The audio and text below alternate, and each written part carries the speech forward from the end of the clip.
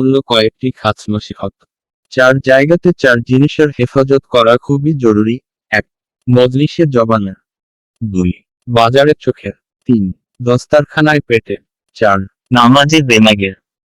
4টি জিনিস যা খুবই সতর্কতার সাথে সর্বাবস্থায় হেফাজত করা ফরজ। 1 চোখের হেফাজত, 2 জবানের হেফাজত, 3 কানের হেফাজত, 4 দিলের হেফাজত, শিরিক থেকে পাকড়া হেফাজ।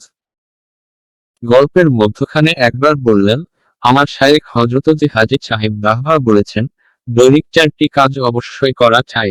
1 প্রতিদিন তেলাওয়াত, 2 প্রতিদিন দাওয়াতের মেহনত, 3 দৈনিক লম্বা সময় প্রাণ ভরে দোয়া করা, 4 শেষ রাতে তাহাজ্জুদের ইহতেমাম করা। অন্য আরেক সময় বললেন, মাওলানা 4টি কাজের ইহতেমাম ছাড়া কখনো বুজুর্গি লাভ করা সম্ভব নয়।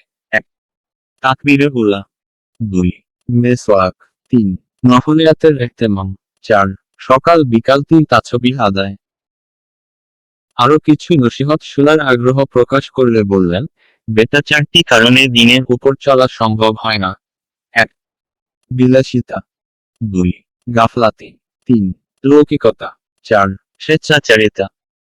উলামাদের খাস এক মজলিসে বললেন, 4টি জজবার কুরবানি না হলে দিনের হাকিকত কখনো আসবে না।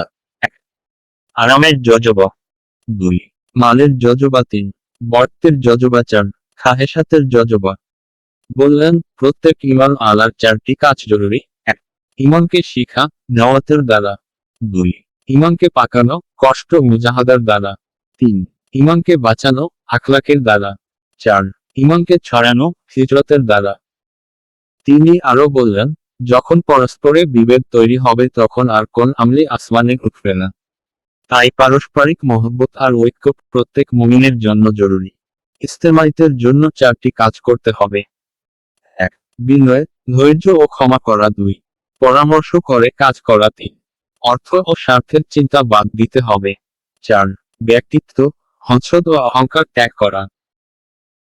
বিদায় বেলা সর্বশেষে 2টি নসিহত করলেন, তার মধ্যে একটি হলো, দিনের যাবতীয় কাজে 4টি বিষয়কে অবশ্যই একত্রে রাখতে হবে, দাওয়াত, তালিম, জিকির ও জেহাদ।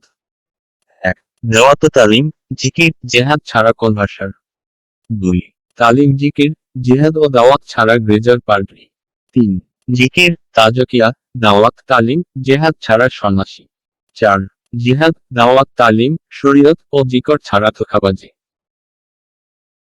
সর্বশেষে বললেন, মাওলানা সারা দুনিয়াতে 4 লাইনে দিনের মেহনত চলছে, সব মেহনত কামিয়াব হবে না, ওই মেহনত কামিয়াব হবে যে মেহনতের মিল রাসূলের মেহনতের সাথে হবে।